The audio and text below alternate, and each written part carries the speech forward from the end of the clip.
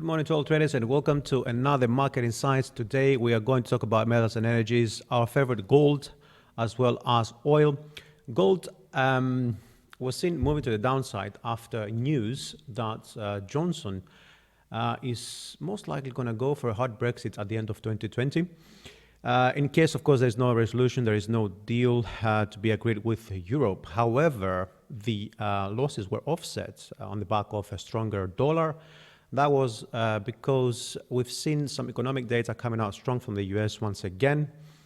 Now, on the WTI, which we're going to see the charts in a couple of minutes, the oil also moved a little bit higher.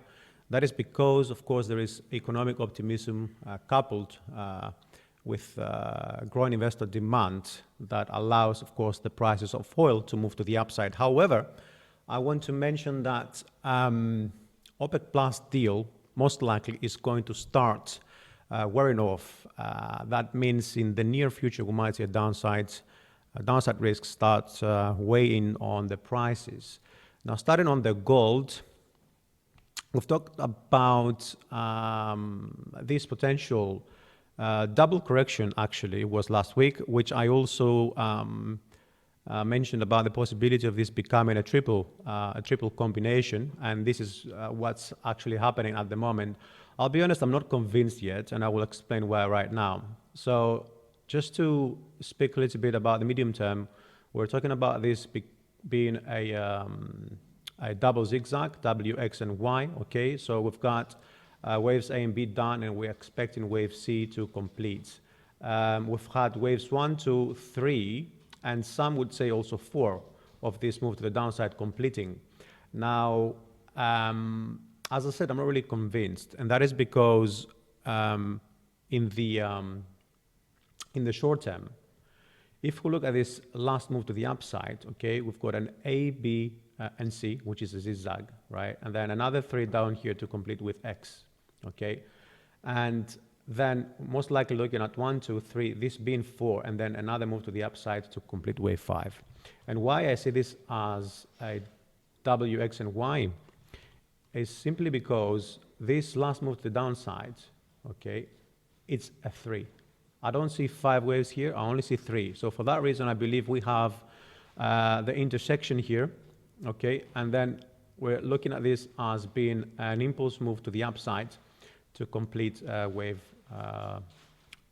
Y. So this would move down there. Now the case is that, of course, we could just move up to that level. It's not really necessary that we create a fresh high, but what could still play in. Now, if we take into consideration that we don't see really any signs on the MACD or RSI that tell us that there's going to be a continuation to the upside or downside, I believe that we might stay in a sideways market for the day at least. Now on the WTI oil, crude, there we go. Crude also on the 1-hour chart. We're talking about this upside move, impulsive move to the upside, right? And we are currently moving higher for the completion of the last impulse move, wave 5, that is going to complete also the double correction. And we're expecting actually here wave W to finalize that upside move around the 63.11 maximum, but anywhere between 61 and 63.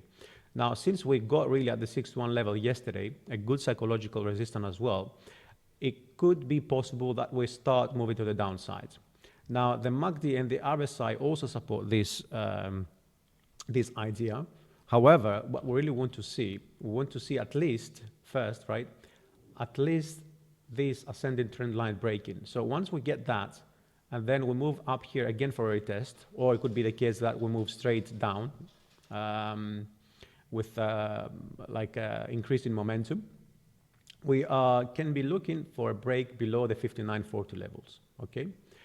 When we actually see that happening, then the chances of that becoming a bearish move to the downside would increase, and we should be looking at the 57.25 as the next support to for bulls, of course, for bears to face some resistance, let's say.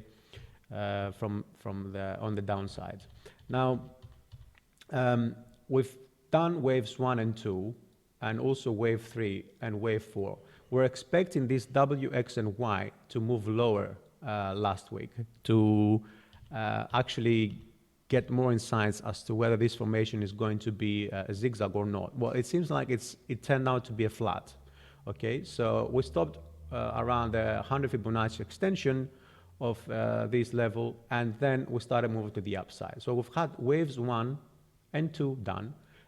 The wave 3 seems to be an extensive one, right?